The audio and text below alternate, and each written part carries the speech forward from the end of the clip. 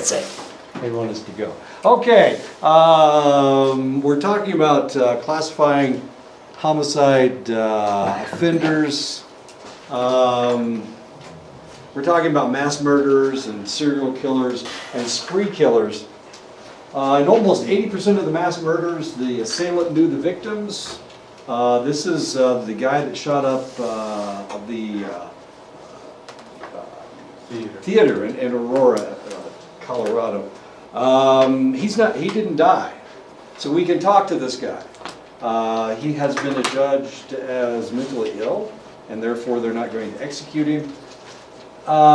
He didn't know his assailants. The kid that shot up the first grade school in Newtown, Massachusetts. It was Massachusetts, Newtown. Yeah. He didn't know the people either. Well, certainly the guy that shot up Las Vegas didn't know the people he was shooting at either. However, the kid that shot up Lakeland, was it Lakeland, Florida? Parkland, Florida. He had gone to that high school. He was 19 years old. They thought he was one of the students, walked in and started blasting people. In many cases, the attack was carefully planned assaults. In most cases, they are. They think about these things, they plan them, and then they carry out their assault. The typical assailant is killed at the location of the crime, or commits suicide or surrenders to the police. In the case of the Aurora theater shooter, he went outside. He was armored. He had on armor. He dropped his weapon and he surrendered to the police outside. The Parkland shooter, of course, they caught him later in a car. And the assailant in Las Vegas committed suicide.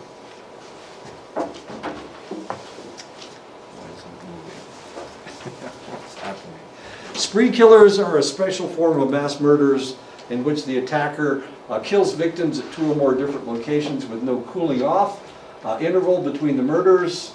The killing constitutes a single event, but it can either last only a short period of time or go on for a day or more. This is a killer back in the 1950s, 1959. You can see they're happy about being captured. They got on handcuffs. She was 14 years old and he was in his 20s. He worked for her family, and she complained that her mother and her father weren't very nice to her. So he killed them. He shot them both. And then they took off across Kansas. They made it almost all the way to Wichita before they were captured. He killed the parents. He killed several people on the way to finance their escape, and eventually, of course, they were caught. She's still in jail. This guy was executed. He was the one that did all the killing, but she went along with him. And I'm trying to think of the name of Merriweather. That was his name. This guy's name was Merriweather, and he was a spree killer. She didn't actually do any killing, but she went along for the ride. And she's still in prison. She's still alive. This is back in the 1950s. Serial murderers kill 4 or more victims each on separate occasions. This is Ramirez. As you can see, he's showing off his pentagram that he's got on his hand. He holds the record for most women who have proposed marriage to him after he was caught. I know. At the time he was raping and murdering women, he had really bad teeth, and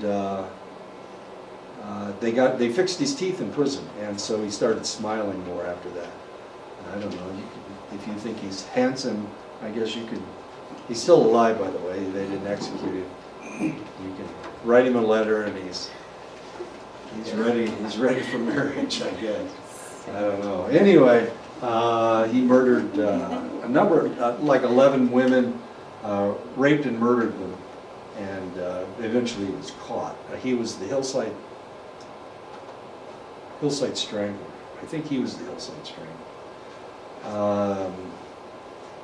His brother was or was it his uncle?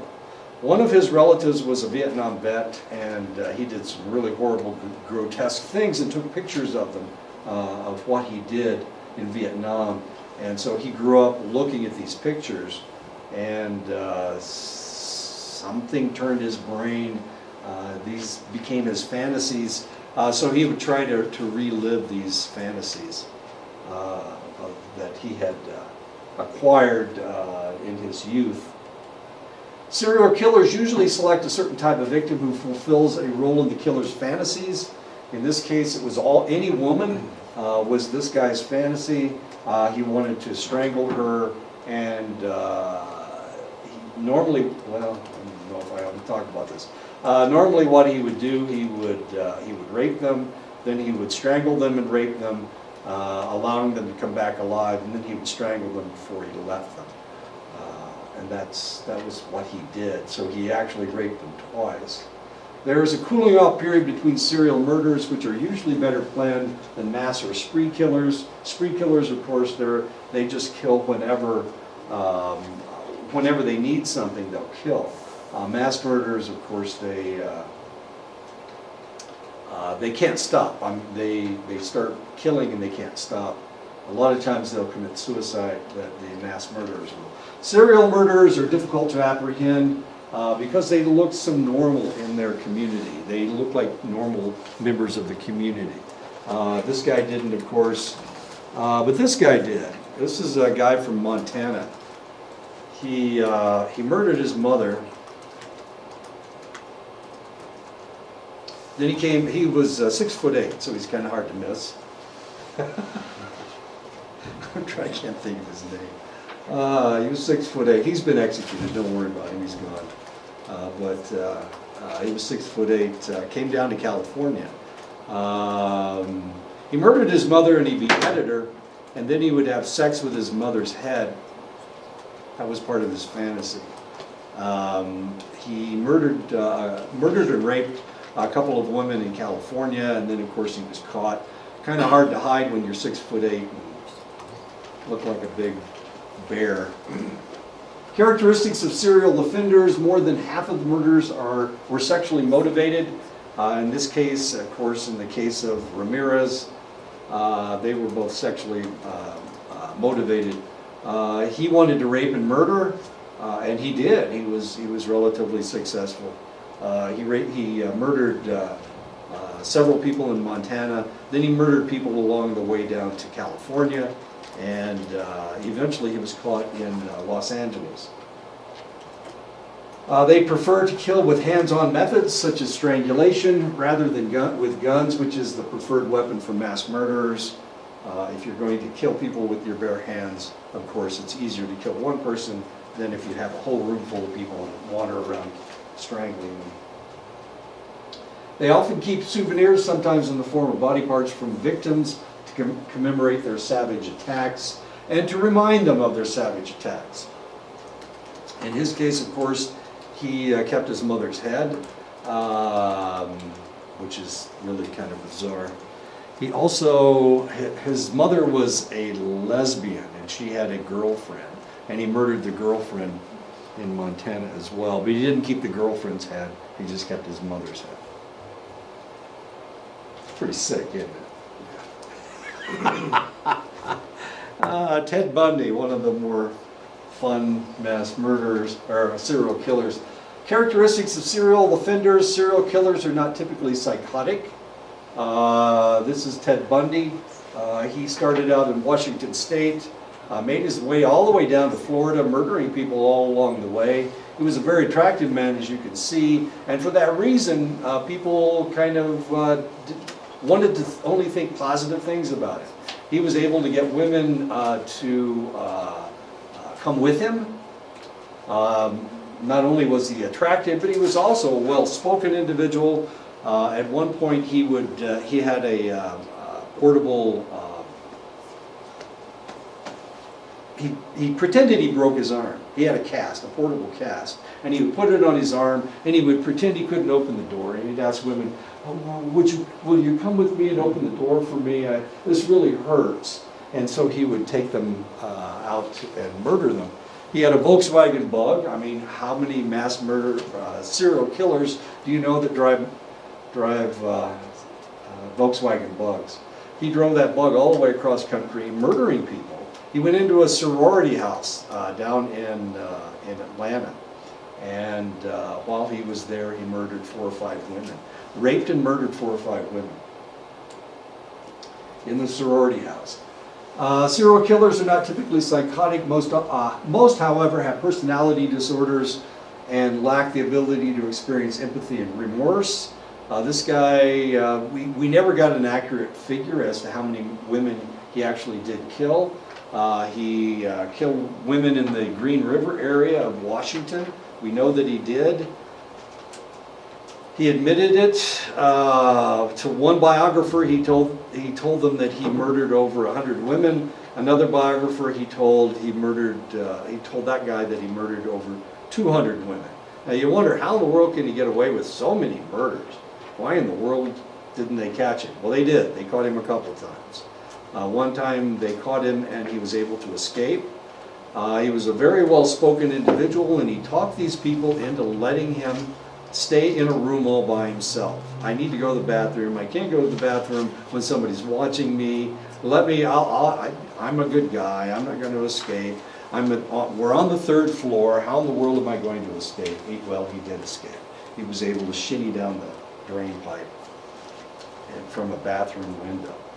As odd as that is, finally he was convicted, of course, and he was executed. How many women did he murder? We don't know. We're not exactly sure. We know how many he was accused of murdering. How many we could prove that he murdered, which was somewhere in the 64 range. So you wonder how this guy got away with all that stuff. And the answer is he's a pretty guy. And people don't want to think negative things about pretty people. Serial killers often revel in their publicity that their crimes receive. And of course, Ted Bundy was not an oddity there. This is the BTK Killer. BTK stands for bind, torture, and kill. And that's what he did when he killed people. It's Dennis Rader. He murdered 10 people over a 30-year period. Since it was so strung out, it took them forever to figure out that it was the same guy. Well, it would have, except he kept sending the police letters making fun of them and whatnot. This was all around Wichita, Kansas. Rader was a college graduate. He was able to elude the police despite numerous taunting letters by being a model citizen. He was a Boy Scout leader, guy you want taking care of your kids. And he was the president of the Christ Lutheran Church. And of course, a religious person can get away with just about anything. As you can see, he doesn't look like a serial killer. He doesn't look like a murderer at all. He looks like the guy next door. And everybody thought he was just the nicest guy in the world. Boy Scout leader, president of the Christ Lutheran Church. Got away with murder for 30 years. How did we catch him? Turned himself in. He was diagnosed with a terminal illness, and at that point he decided he'd stop harassing the police with all these crazy letters and come in and admit that he was the one who murdered individuals. Usually with a murder case, there will be select pieces of information that they will not disclose to the press because they're trying to figure out who did it and who didn't. A lot of people will confess to crimes they didn't commit. So for that reason, they will keep little pieces of information. And of course, he was able to disclose that information to the police. And as you can see, he just looks like a common everyday. He looks like somebody's chemistry teacher. I'm not saying anything about chemistry. I guess I've been picking on chemistry teachers all day. Oh, stop. This guy looks nuts. He actually never murdered anybody. But he died in prison last year. He finally died. This is Charles Manson, of course. He was the one that put together a cult, and he had his cult murder people. Now, the interesting thing about his cult, a lot of them were women, some of them were men. All the men were put in prison for an extended length of time. The women were put in prison for a much shorter period of time, even though the women were just as vicious as the men. And it's kind of interesting. Fox and 11 in 2005 have provided examples of different motivations for serial and mass murder. One of them is power, the desire for power. Revenge, we see this a lot. Somebody picked on them when they were children. Well, the Klebold and Harris claimed that they were being bullied at school. So revenge was the reason for we still haven't figured out why the guy from Las Vegas did what he did. Was it for power, revenge, loyalty? Loyalty doesn't fit. Profit? He didn't make any money off of it. Or was it to terrorize? That was the question that we asked. I have no idea what flour. Salt. Flour, salt. Wait a minute, it gets better. Yeast. Water. Oh, I think we're making a cake. Toaster. I don't know where I got this. Powdered toast. Okay, that's good. Serial killer inspired by sadistic fantasies. A man tortures and kills a series of strangers to satisfy his need to control and dominate. Mass murderer is a pseudo-commando dressed in battle fatigues and armed with a semi-automatic weapon. He turns a public area into a war zone, and that is to show his power over other individuals. So the serial killer will do it to control and dominate, and the mass murderer is so that he can show his superiority. Revenge, serial killer grossly mistreated as a child. A man avenges his past by slaying women who remind him of his mother. A lot of times we will find that these individuals are doing what they're doing because they were picked on by their mother. But their mother was not a loving individual. She didn't show them love. And because of that, of course, they kill people. They kill other women, not their mother. Of course, in the case of that one guy from Montana, the real tall guy, he went ahead and killed his mother, and then he kept a souvenir of his mother in order to punish her. When that individual, actually he had murdered his grandparents when he was 22 years old. I'm sorry, he shot him when they were 22. When he was 14 years old, they gave him a .22 rifle to hunt rabbits so that he could provide meat for the family. He was living with his grandparents at the time. His grandfather euthanized his dog. And because of that, he went in and shot and killed his grandfather with his .22 rifle, which isn't easy to kill somebody with a .22. But then he went and killed his grandmother. And he was put in a reformatory for a juvenile reformatory for an extended length of time until he was 18 years old. And then when he was 18, they released him and to go live with his mother. And of course, eventually he killed his mother as well. As much fun as that is. Mass murderers, after being fired from his job, a gunman returns to his work site and opens fire on his former boss and co-workers. Of course, this is what just took place in Massachusetts. A lady actually did the killing, which is a rarity. We almost never see women mass murderers or serial killers. Every once in a while we'll see serial killers, but it usually has to do with money. In this case, it was revenge. She was seeking revenge on the people that fired her at a Walgreens distribution center. Over the weekend, I don't know if you read it in the news, there was a killing just north of Corpus Christi, Texas. It was a one-year-old's birthday party, of course. As much fun as that is. Two families. I know both sides of the families. Evidently, they didn't get along. Somebody came in and killed 4 people. Killed 4 people and only wounded 1, which tells you where they were shooting. They were making sure those people were dead. Anyway, there were 4 people killed at a birthday party for a 1-year-old, and 1 person was wounded. I didn't get the rest of it. It was only a short story. It just happened, so I didn't read the rest of it. The internet was kind of dicey this weekend. I hope nobody tried to put anything on Blackboard. Loyalty, serial killer. A team of killers turns murder into a ritual for proving their dedication and commitment to one another. This can happen with gangs, of course, so they will have ritual murders.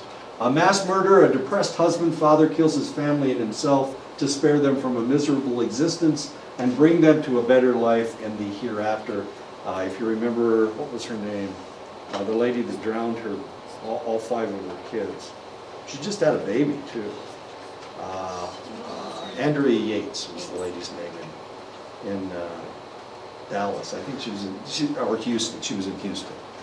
Anyway, she killed everybody. She was such a terrible mother. She knew she was sinful.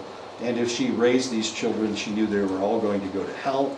She was she went to an evangelical church, and she was certain that she was taking these children to hell if she allowed them to live. So she killed them.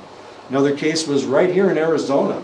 A father was driving down the road. His son, he couldn't control his 14-year-old son, so he was driving down the road. Decided that his son was possessed by demons, so he took out a machete and chopped his head off. That was right here in Arizona. As much fun as that is.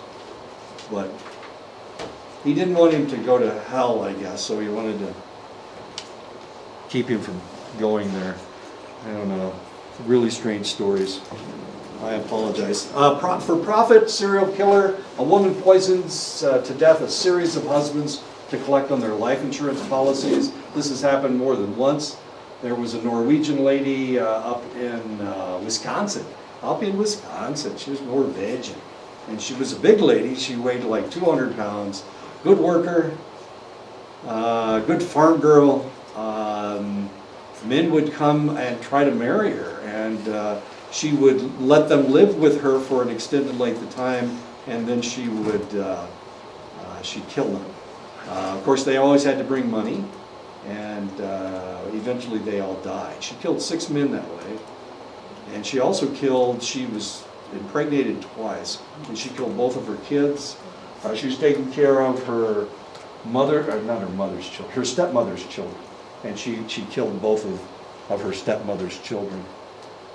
They died in odd circumstances. She's after the bucks, and eventually she disappeared. So she lived out her life somewhere with a lot of money. Big lady.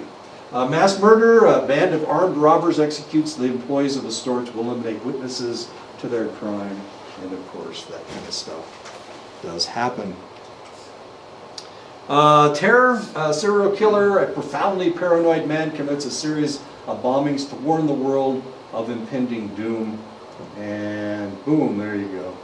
Mass murder, a group of anti-government extremists blow up a train to send a political message. And these kinds of things are happening practically every day. They just, a reporter just died, or he disappeared. And they think that he was executed by the Saudi government. But of course, this is huge as far as politics is concerned, international politics is concerned. Okay, so what do we need to do? We need to figure out who these people are and why they do what they do. So we can profile them. We need to create a picture of what these people look like. And this is known as profiling. The profiler collects all the information available about the crime. Are there any fantasies? Are there any rituals that are involved? Decision process models. The profiler organizes the input, of course. Crime assessment. On the basis of the findings in step 2, the profiler attempts to reconstruct the behavior of the offender and the victim. And of course, we see this all the time on television. If you watch CSI or NCIS or any of the other shows, FBI is about a criminal profiler. The reality is we're trying to figure out who the hell they are, and we want to know what they look like. We want to know whether they're male or female. They're almost always male. We want to try to determine what their sexual fantasies are. Remember, a lot of these have to do with sexual fantasies. They're living out a strange sexual fantasy. Which makes it a little bit difficult, because here we are, we've got all this pornography on the internet. People are looking at this pornography on a continual basis. And sometimes it feeds into these odd fantasies that they have.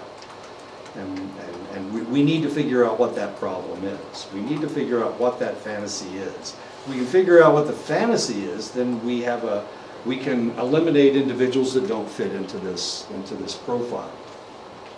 And that's what we're trying to do. Normally, if somebody has a pathological fantasy, they have committed a crime before, and it was similar to this one. Maybe it wasn't murder, but maybe it was similar. And from this profiling, we can identify these. Hopefully, we can identify the individual. The problem with the BTK killer was that he didn't fit a profile. I mean, he was a Boy Scout leader, for God's sakes. We couldn't figure out who he was. Another strangler and rapist was the Green River Killer up in Washington. Once again, we couldn't figure out who he was. He stayed. We didn't catch him for 25 years. Eventually, of course, he turned himself in. Didn't look like any of the profiles that we made up of him. So this is one of the reasons why when somebody does a mass killing, we need them to live so that we can talk to these people and find out what their new fantasies are. Well, where is this coming from? So this is one of the things that we try to do. We need to profile this sucker. We need to figure out what's going on. And this is one of the reasons why video games, and Sharon wrote a paper about video games, this is one of the reasons why video games are so important. This can be part of their fantasy. And that seems to be the way it's working. I don't remember what I told you. What did I tell you, Sharon? Oh, yeah. I'm sorry, what did I tell you? I wrote something at the bottom of the paper. I was almost asleep when I wrote it. Did I say something brilliant? You haven't seen it yet? It's brilliant. You need to read it and put it on the internet or something. Yeah, video games are our new fantasies. And of course, people create avatars. We've seen this before, and we will see it in the future. So we need to figure out who they are. How in the world can we figure out who they are? And that is by profiling. This is an actual security footage.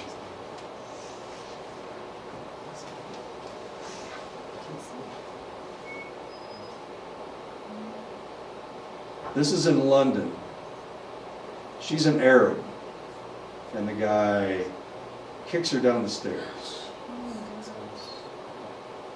And of course he's with his buddies, and one of them picks up whatever she dropped. I don't know what that is. Water bottle. Is it a water bottle? Souvenir. You can see he's carrying a bottle of beer. There's 4 of them. And she's yelling at the bottom of the stairs. Somebody comes over to help. Kick her. There we go. Okay. Is that a water bottle? Okay. And he picks it up as a souvenir. As cool as that is. All right.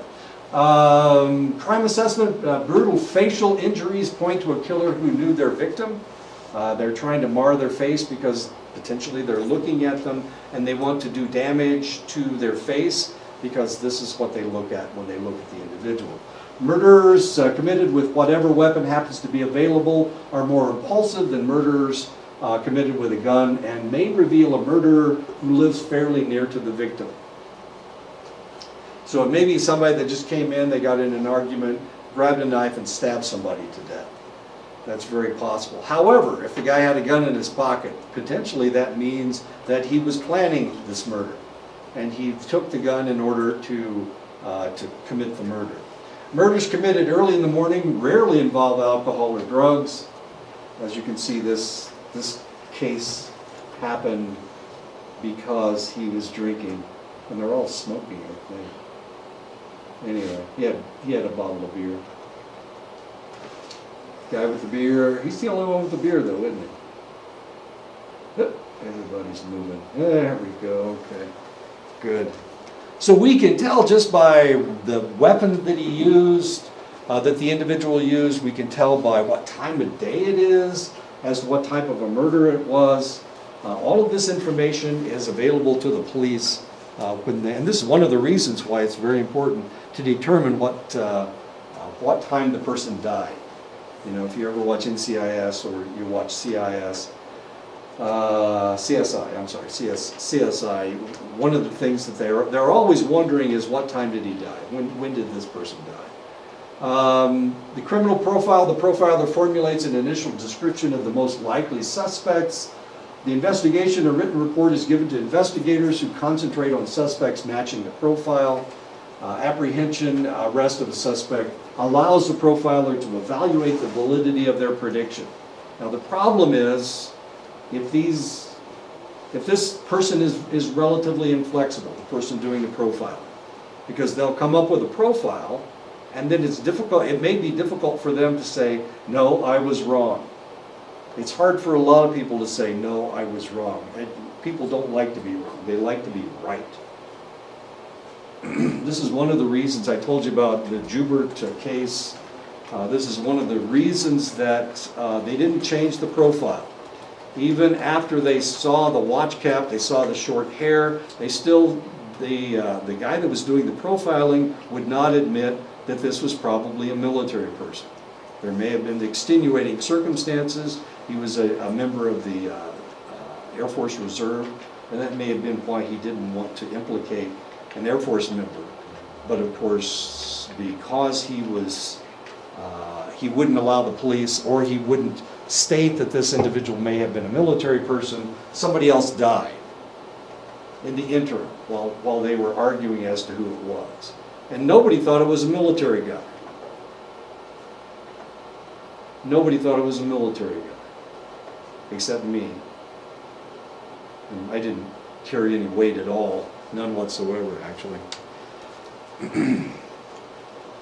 Holmant and Kennedy in 1998 concluded that the different kinds of crime scenes can be classified with reasonable reliability, and that differences in these crimes do correlate with certain offender characteristics, such as murderers, prior relationship, and interactions with the victim. Normally people do not just see somebody on the street and kill them. That's just not the way it works. Normally they know each other. They have interacted before.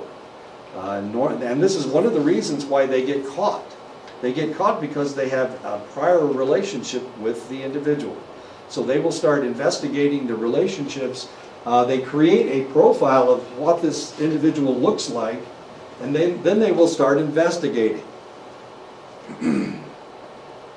Once upon a time, in a land far, far away, I was implicated in a murder.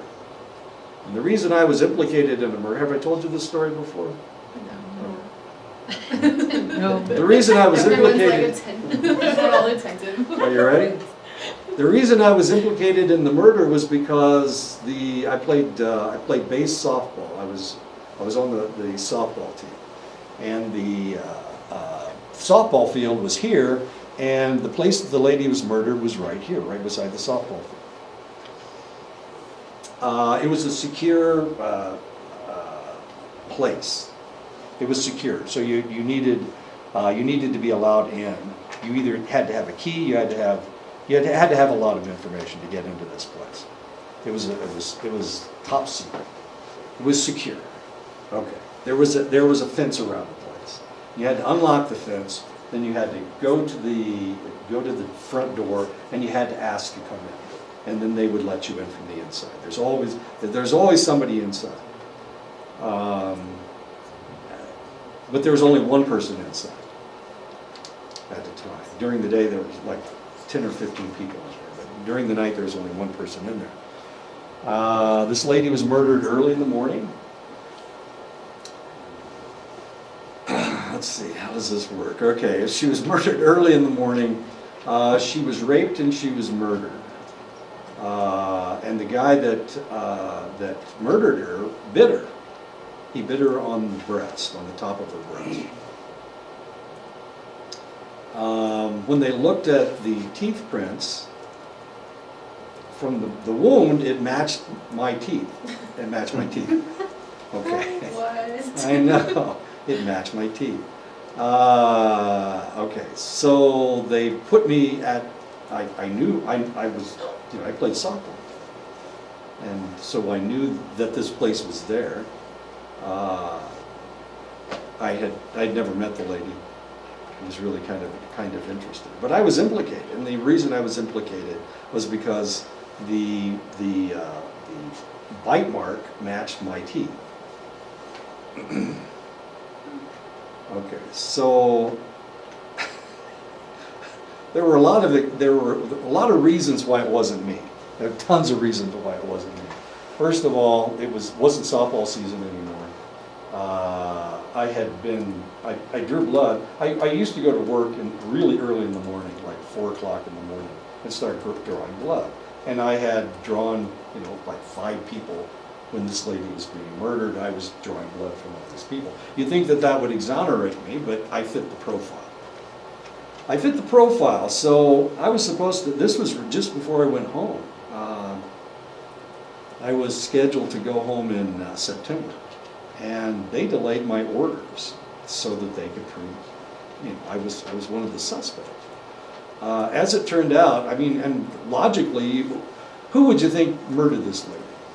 Who would you think would murder this lady? The janitor? I'm sorry? The janitor? No. They had to do all the janitoring. This is the military. They didn't have a janitor. Oh, So who would you think would be the person to murder this lady? Someone they would know. yeah. Somebody that knew her. Yeah, that's logical. Somebody that could get in. There's no way for me to get in. This is a secure building. And I'm a lab tech. I don't have security clearance to get into this building. So who else could possibly be implicated? So it had to be somebody that knew her, right? It also had to be somebody with a similar teeth pattern that I have. Well, actually, the teeth pattern that they saw on this lady's breast, I have a small mouth, I don't know. When I was playing football in Texas, my girlfriend was the one that made mouth guards. We had to wear mouth guards so we wouldn't get our teeth knocked out. And I had the smallest one. I had the smallest mouth guard. And she used to tell me that. You have the smallest mouth. You have the smallest mouth on base. Of all the men on base, you have the smallest mouth. All right. So I had a small mouth. But so the teeth pattern was just a little bit bigger than my teeth. But they figured what happened was, I don't know, it was the top of her breast, so evidently, whoever did it was, if I did it, I was compressing her breast, and then I bit it, and then when I let it go, it spread out, so it looked like a bigger tooth pattern. But that's not actually what happened. So who do you think would kill this lady? Small. Who should be the first person they looked at? She just got a divorce. Her husband? Her husband, of course. Her husband should have been and he worked with her. Wait a minute. So he worked with her. They were estranged, right? Mm-hmm. He knew how to get into the building. I had no clue. That had turned out to be a fingerprint system. Well, how in the world am I ever going to get in? I don't have anybody's fingerprints except my own, I don't think. Unless I was a spy or something. So as it turned out, the reason that I was implicated was because of my tooth pattern. And they could put other things, all the rest of it was fairly circumstantial. But the only piece of proof they actually had, this is way before DNA, the only actual proof they had were the teeth marks on the individual's breast. As it turned out, his teeth pattern, his upper teeth were the same as my bottom teeth, and his, okay. So what looked like, what he did, he bit her from above. He bit her breast from above. So he leaned over her and bit her. Instead of him facing her, and they're on the same, they're two people are facing each other, and he reaches down and bites her breast. That's what happened. And they couldn't figure this out. They couldn't turn the teeth around. They couldn't figure out how this thing worked. This is the military. This is OSI, the Office of Strategic Investigation or something. Anyway, they couldn't turn it around. Then that's why they kept me there, and they kept me there for, I don't know, 3 or 4 days. They wouldn't let me leave Germany until they figured out what happened. Eventually, of course, he confessed. I mean, I had no access to the building. Then the only piece of evidence that they had against me was the fact that my teeth pattern was similar to his. Well, they don't even use teeth patterns anymore and bite marks. They can't do that anymore. In the old days, they could use that as evidence, but now there's so many things that can happen. I mean, tissue swells, and they don't even use that anymore. It's not admissible in a court of law. Kind of like what do they call it? We're going to talk about it later on. Anyway, my brain's not working this morning. I have to grade when I go home. Note that many say that while criminal profiling is not scientifically reliable or valid, it can be a potentially useful tool in criminal investigation. Criminal profiling. And the reality is, profiling usually is close to being right, but a lot of people fit in that profile, as strange as that may seem. Now that we have DNA, it's a little bit easier. How do psychologists learn about people's ability to detect deception? Researchers instruct some participants to lie and others to tell the truth. These stories are videotaped and shown to observers who then judge the truthfulness of those statements. So how can you tell if somebody's lying to you? Well, there are various techniques that they use. How accurately can people detect detection? Bond and DiPaolo in 2006 determined that people are correct only 54% of the time, hardly more than chance. So it's a 50-50 chance that you get it right, and people are good at detecting deception 54% of the time. So think about that. The last time you tried to figure out if somebody is lying to you, you've got a 50-50 chance of hitting it, and the accuracy only seems to be at 54%. So what's the probability? Not very high. Obviously, it's not very high. People generally have truth bias, bias toward judging statements as being truthful. Other individuals are overly skeptical, and for that reason they think everybody's lying to them. Other individuals, they want everybody to tell the truth.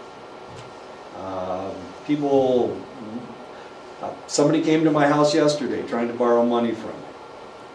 Told me a story. Was it true or was it not true? Is his aunt dying again? My God.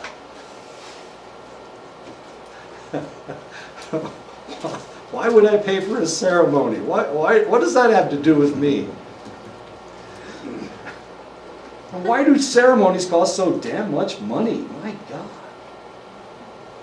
Why should I care about his aunt? You're laughing. Evidently somebody hit you up for it. Maybe it was the same guy. Did they come by yesterday?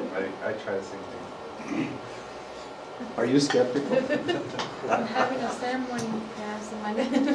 Just kidding. Ceremony shouldn't be that much.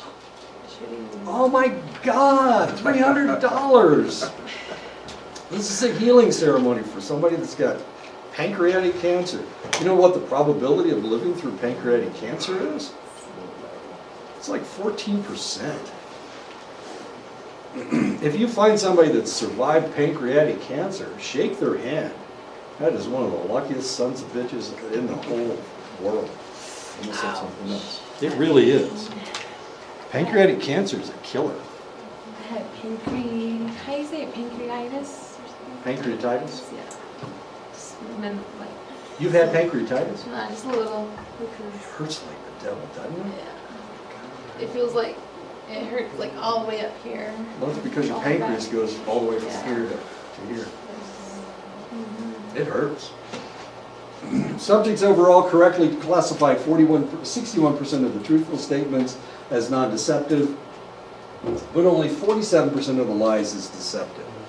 So we're not doing very well, are we? Evidently, this guy's aunt's dying again. It's unfortunate. She was cured last time by the ceremony that I paid for like half of it. I don't know what kind of a ceremony they're going to have this time.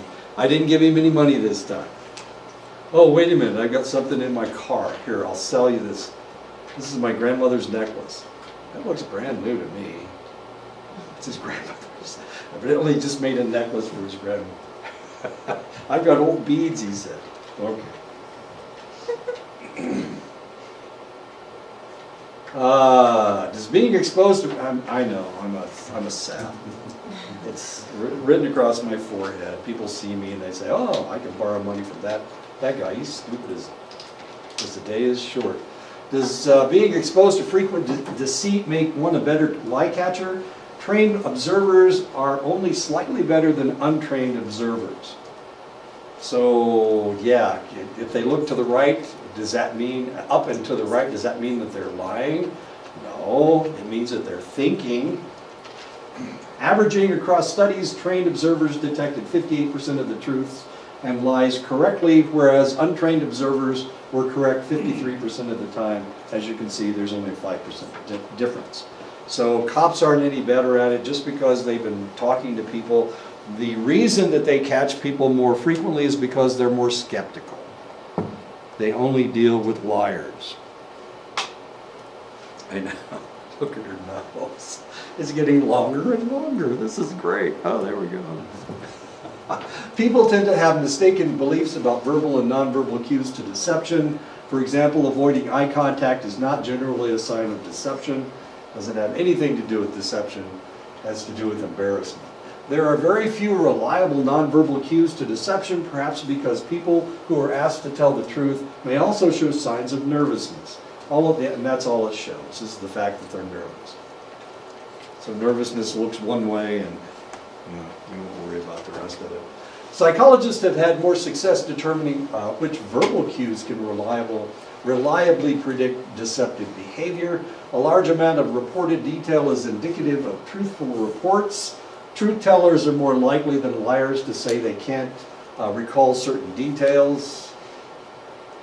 Liars also tend to speak in a higher pitched voice and make more speech errors, for example, slips of the tongue, than truth tellers are. But does that mean anything? Well, we've got one of the best liars in the world as our president. By golly, he just seems to tell all kinds of whoppers. Maybe he actually believes what he's saying. I was thinking about that. He was on 60 Minutes last night. It was really kind of interesting, listening to this guy talk. He really thinks, I think he really believes what he says. But a lot of times these things are way, way off. He's just making stuff up. But he thinks he's telling the truth. I think he does anyway. He's up to over 5,000. He's only been president for 2 years. He's up to 5,000. Cognitive load interviews can enhance our ability to tell truth tellers from liars. Cognitive load interviews mentally tax a person. It becomes difficult to simultaneously answer a question and maintain a lie. And so if you watch these television shows, if they keep the person in the, if they question them over a long period of time, usually it has to do with cognitive load interview. It's a cognitive load interview. What they're trying to do is they're trying to tax them out. They're trying to make them tired. They start making more and more mistakes as they get tired. So we see this a lot. Especially if you watch English murder mysteries, this is one of the techniques they use in England.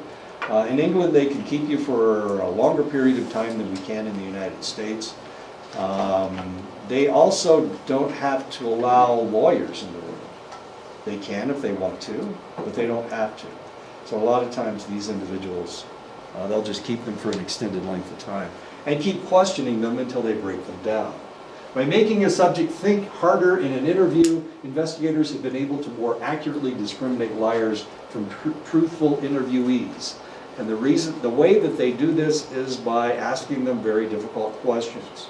So they'll ask them stories that don't have anything at all to do with what they're questioning them about. They'll have them tell these long, extended stories.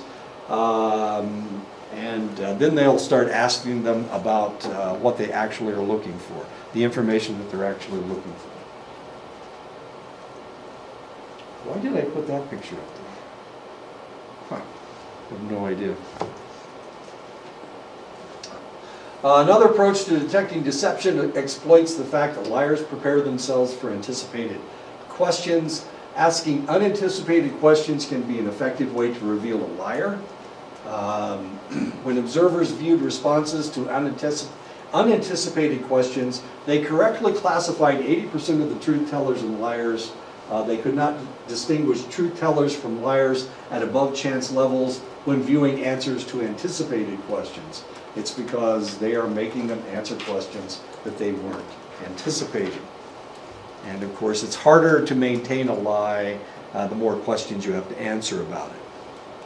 Using the polygraph, that's what I was thinking about before. Polygraph tests are usually not admissible in court.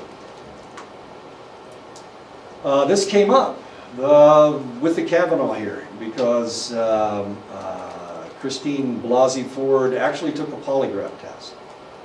And the individual that gave her the polygraph test said she was telling the truth. Now the strange thing is it's not admissible in court. But police use it all the time.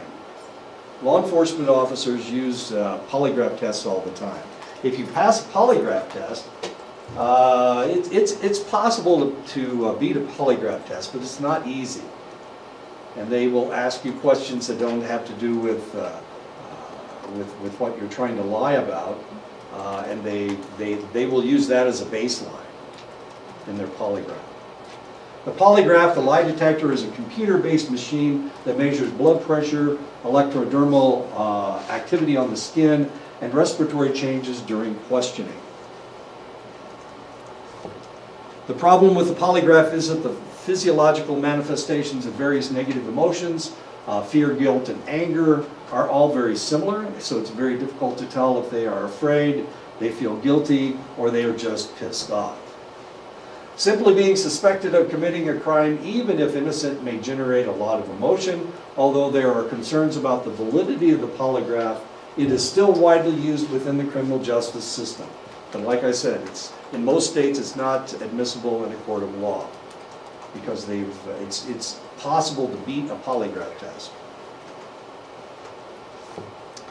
Polygraph techniques, the control question test is composed of relevant questions which inquire about the crime under investigation and comparison questions which are calculated to induce an emotional reaction because they cover common misdeeds. Prior to the age of 21, did you ever do anything that was dishonest or illegal? That's one of the questions they might potentially ask you. I forgot my watch. It's actually my Fitbit, so I'm not going to take any steps today. Not officially. What color is it? Anyway, I'm sorry? Did you lose it? No, I left it in my pocket. You know, when I take my shower, I take it off and put it in my. I don't think you can take a shower with a Fitbit. Mine's got a crack in it anyway. Probably will stop working. Most polygraphers consider a denial to a comparison question to be a known lie, thereby providing a characteristic physiological response to a lie. And that's how they determine what a lie looks like. They ask you something and they ask you not to tell the truth. So they set a baseline.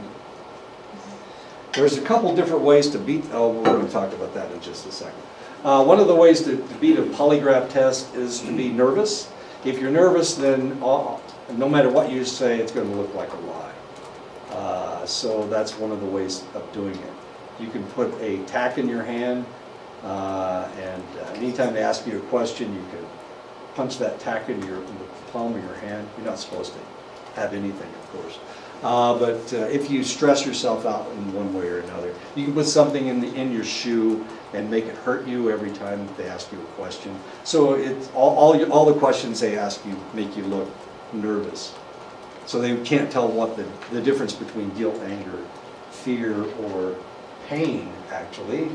The expectation is that guilty subjects should be more aroused by the relevant questions to which they must respond with a lie in order to maintain their innocence. Whereas innocent subjects should be more aroused by the comparison questions because they will worry that admitting to a past misdeed might make them look more like a criminal. And of course, that is one of the ways that they do it. Concealed knowledge test, the goal is to detect the presence of concealed knowledge in the suspect's mind, not to detect lying. The polygrapher presents a series of multiple choice questions. Each answer would appear equally plausible to an innocent person, but the true criminal will, in theory, be revealed by heightened physiological reactions that accompany recognition of concealed knowledge. And by doing that, you can tell which one, whether they're lying or not. There are limitations to the concealed knowledge test. This technique can be used only when the details of the crime have been kept from the public. Even then, it is possible that the suspect is not the perpetrator, but rather was told about the crime by the true criminal. So you can't tell the difference between whether they were bad or whether they were just told, they were given information. So now they're withholding information. Of course, you can arrest them for that, but they're not, potentially they didn't do the crime. It is also possible that some guilty subjects pay so little attention to the details of their crime that they actually lack the information on which the details relies. Some people black out when they commit crimes. They don't really black out. They just don't want to remember this stuff. So they forget certain things. If somebody is a serial killer, a lot of times detail is very important to them because it's part of their fantasy. So they're very detail-oriented. Other criminals are high when they commit their crime. They're drunk, they're stoned, they're crystal meth. They're using crystal meth, so their memory's not very good. All of these things will interrupt your memory. So potentially they can't remember anything about the crime. The polygraph's accuracy. Examiners err when they believe that a liar is truthful, a false negative, or that a truthful subject is lying, a false positive. Advocates of polygraph procedures, including polygraph examiners themselves, claim very high rates of accuracy. There are television shows on right now. Maury has one where he gives people a polygraph test, and then they will reveal the polygraph test. It's kind of interesting. Every time I get my car fixed, it seems to always be on that channel where they have polygraph test after polygraph test, and they're trying to prove whether this guy really cheated on his wife or really beat his child, stuff like that. Oh, good for you. Scientists who reviewed the accuracy of the CQ2, the control question test, concluded that it could discriminate lying from truth-telling at rates above chance, though far below perfection. And of course, we're looking for perfection. The test cannot distinguish emotions such as fear, anger, nervousness, and excitement. Questioning methods are not standardized. Deceptive subjects can be trained to beat the test by taking countermeasures to avoid detection, and I gave you some of the countermeasures you can use. Even the most vocal critics of polygraphic knowledge of the technique has overall accuracy rates about 65% or better, which is pretty good, but it's not perfect. Now you can buy polygraph tests of your very own and take them home and play truth or dare or whatever.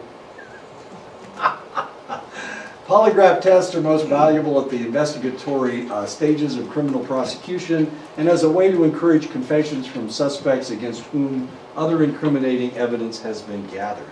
So you have incriminating evidence, and of course you can give them a polygraph test to determine if that information will lead to a confession. There are two ways in which polygraph results can be used in a criminal case. In about 1/3 of the states, the suspect takes a polygraph test with the understanding that the prosecutor will drop charges if the suspect passes the test that may use the results in court if the suspect does not pass. Oh, another problem that I didn't tell you guys about as far as the implication of murder. was the fact that they had a boot print, and I wear really big shoes. And this was a really big guy, the guy that actually, her ex-husband was really big. So here I am, I'm 5'6", and I wear size 12 boots. And he's like 6'3", and he wears size 12 boots. So we both had the same size boots on. But of course, a bite mark and boots do not make you a murderer. In his case, they did, but in my case, of course. And they, what a mess. That was such a mess. So ridiculous. I mean, they had proof that I was drawing blood at the time, unless I wrote the wrong time down, of course, which is possible. But they also had the people that I drew the blood from. And they said, well, I drew my blood. I had to write down the date and the time that I did it. So they had all that evidence, but I don't know. I just fit, I fit what they wanted me to. It was all circumstantial. The boot print. I mean, how many people wear size 12 boots? Lots of people wear size 12 boots. And usually they're over 6 feet tall, but I just happen to be a 5'6" guy with size 12 feet.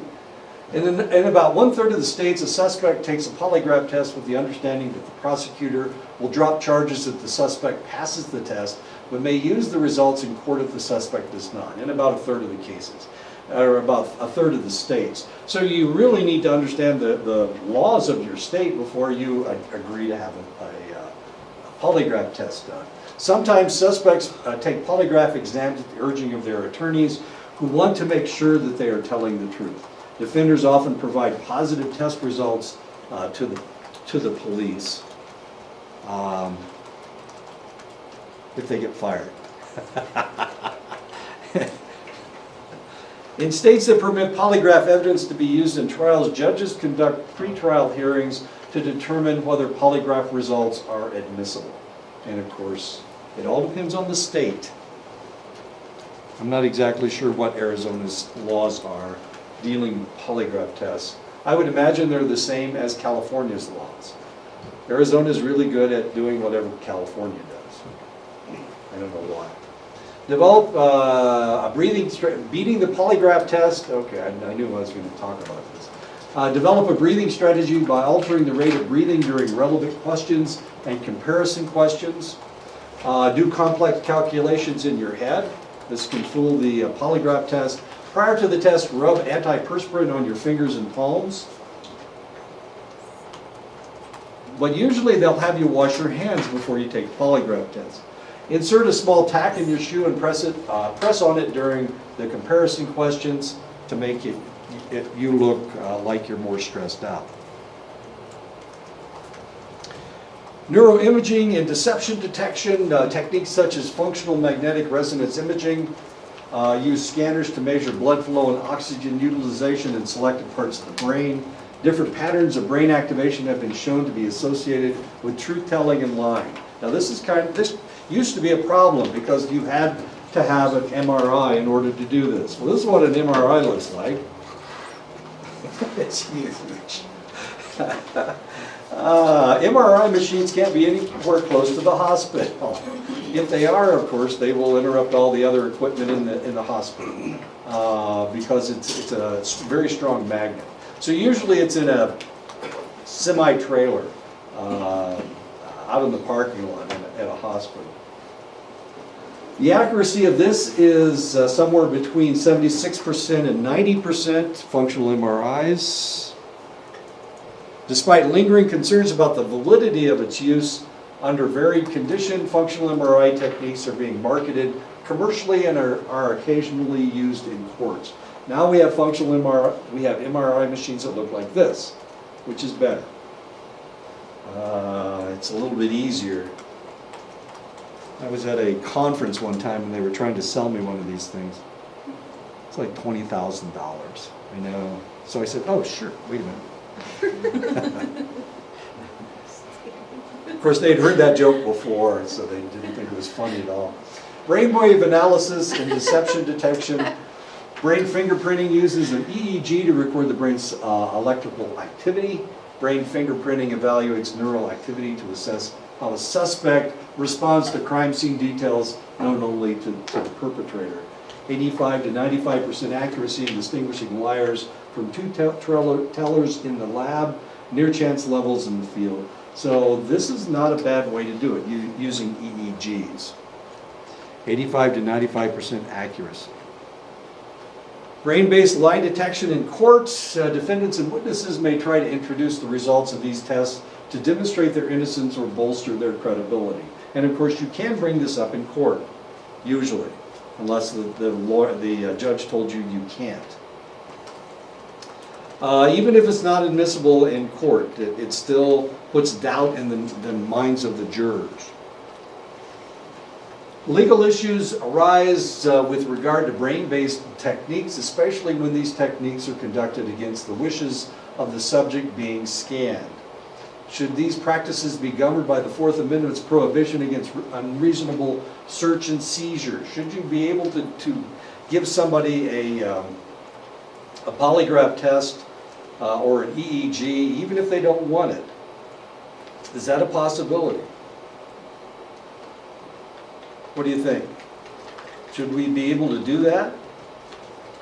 Should the police be able to just connect you to a polygraph test?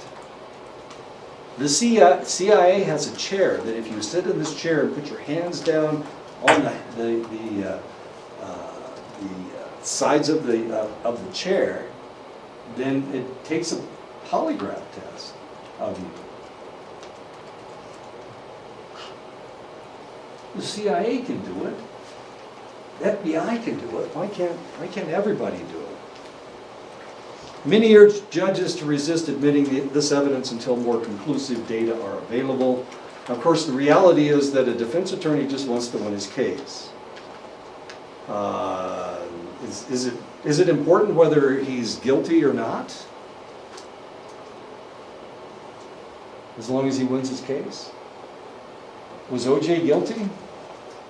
If the gloves don't fit, you can't commit. They quit. You have to acquit. What was it? You must acquit. That's what it was. I knew we were going to let him go. Was he guilty? Let's vote. Do you think OJ was guilty of murdering his ex-wife? Yes? Absolutely. 3 yays and no nays. OJ murdered his ex-wife. And Ronald Goldman. Slit her throat. Almost cut her head off. He did? It was OJ? Okay, I was just wondering.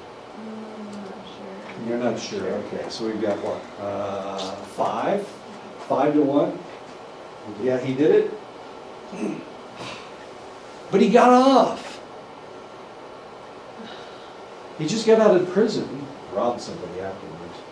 Trying to get his Heisman Trophy back. Stupid. I know. Okay, well, just wait. When police capture suspects, one of the first acts is to encourage a confession, of course. Confession permits a district attorney or grand jury to bring charges. Even if the suspect later recants his confession, the confession can be introduced into evidence at trial. Many false confessions have been documented, although the number of false confessions is actually a matter of contention. A lot of people will admit to very famous murders or serial murders because they want the attention. They need the publicity. They're looking for publicity. Until the mid-20th century, many confessions came only after intense questioning that involved promises, threats, harassment, and even brutality by the police. And of course, here's a policeman squirting water into somebody's face, trying to get them to confess. This is not in the United States, by the way. This is in Singapore, which is a really interesting place. It's really interesting because they can do it just about anything they want.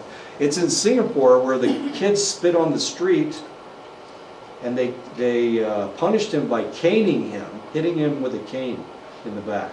And of course, in the United States, we don't cane people very often, ever. But in Singapore, he spit on the street, and that was his punishment. He got caned. Until 1966, the traditional test for admissibility of confession was voluntariness. A voluntary confession is given without overt inducements, threats, promises, or physical harm. The voluntariness is difficult to assess. How voluntary was it? We have people that confess who were coerced to confess. When people are tired, sometimes they'll say anything to be able to rest. This was an old technique that they used to use. They wouldn't let you sleep. They had a bright light shining in your face, and they were giving you the third degree. In 1966, in Miranda versus Arizona, the Supreme Court held that a confession resulting from in-custody interrogation was admissible in court only if, in addition to being voluntary, it had been obtained after the police had ensured the suspect's protection from self-incrimination by giving the Miranda warning. The Supreme Court extended these rights to juveniles in 1967. Anything you can... sorry. It's a joke. It's a Dolly Parton joke, but she's not in the joke. Okay. Just her name. Many suspects waive their Miranda rights, and after a suspect voluntarily enters the interrogation room, investigators can use various tactics to obtain a confession. Those who are young or mentally disabled are especially vulnerable, and this can be a really serious problem. Lombard police, okay. 90% of juvenile suspects waive their Miranda rights. The Supreme Court has stated that judges should take into account a minor's age when determining whether he understood that he was in custody and deserved to be read his Miranda rights. If he's a juvenile, that's somebody under the age of 18. 90% of the times they waive their Miranda rights. As odd as that sounds, evidently they don't watch the same crime shows that we do. Miranda survived a challenge in 2000 when the Supreme Court reaffirmed that Miranda was a constitutional ruling and that the warnings are part of the national culture. That was Dickerson versus the United States in 2000. This is an example of stare decisis, the court's preference for maintaining stability in the law. Stare decisis. We're trying to do the same thing over and over and over again. So whether you get arrested in Arizona or you get arrested in Alabama or Upper New York State, you should have exactly the same rights. Stare decisis. Stability in the law. In the United States Supreme Court has weakened the Miranda requirements. Confessions that violate Miranda may still be used in trial, and this was determined in Harris versus New York in 1971. Remember, Miranda was in 1966, and here they started weakening the law in 1971. Miranda doesn't apply until the suspect is in police custody. That was in 1984, Berkemer and McCarty. In other words, before they arrest him, if he confesses, that information is not covered by the Miranda law. So if they haven't read him his rights yet, and he starts talking, all that is admissible in a court of law. Miranda doesn't apply unless the defendant is being interrogated, and that is Rhode Island versus Innis in 1980. So as you can see, the Miranda law is not an absolute law. Two kinds of erroneous outcomes are possible: false denials, when guilty suspects proclaim their innocence, and false confessions, when innocent suspects confess to alleged crimes. Now, if you've ever watched television, even the evening news, and somebody comes in and they have been arrested for murder, they've been arrested for shoplifting, they have evidence that shows that they were shoplifting, they have evidence that shows that they were the murder victim, they are the individual that perpetrated the murder, they've got the weapon in their hand, they've got 15 eyewitnesses. What does the person always say? Are they guilty or not guilty? Whenever they ask them, what do they say? Not guilty. Every time. No matter how much evidence they have against them, they always plead not guilty. Why do they do that? Why don't they plead guilty? I mean, if they did it, they did it. So why don't they just plead guilty? Why don't they do that? They never do that. Why? what's going on here? Why do they have to plead not guilty? Even if all the evidence in the world is against them. Why do they still plead not guilty? The Mueller hearings. This is the first time I've ever heard anybody plead guilty. What the world's going on here? In the Mueller hearings, one of the things they're doing is they're promising them immunity if they plead guilty. So they give them immunity, and then they plead. If they plead guilty, then they give them immunity. If they don't plead guilty, then they don't get immunity. This is the only time we ever hear anybody pleading guilty. Even if everybody saw them doing it, they still plead not guilty. Why is that?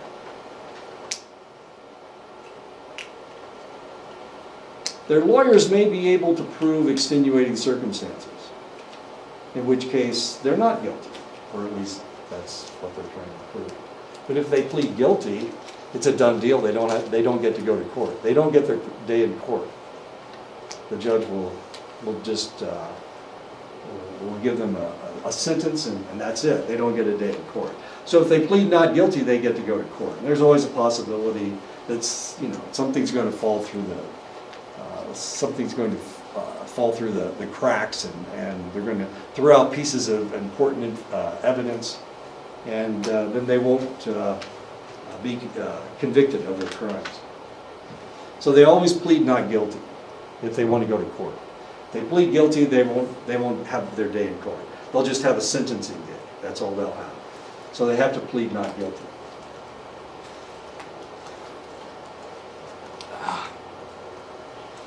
Why do innocent suspects falsely confess? Between 1966 and 2007, there were approximately 250 documented false confessions in the United States. That's a lot. False confessions were involved in 15 to 20% of the cases in which DNA evidence led to exonerations. Wait a minute, these guys confessed and they were actually innocent? Yeah, this happens all the time. You've watched these things on television. Why would it happen? What's going on? Why would it happen? Why would you confess to something you didn't do? Notoriety. We already talked about notoriety. Is there any other reason you would confess to something you didn't do?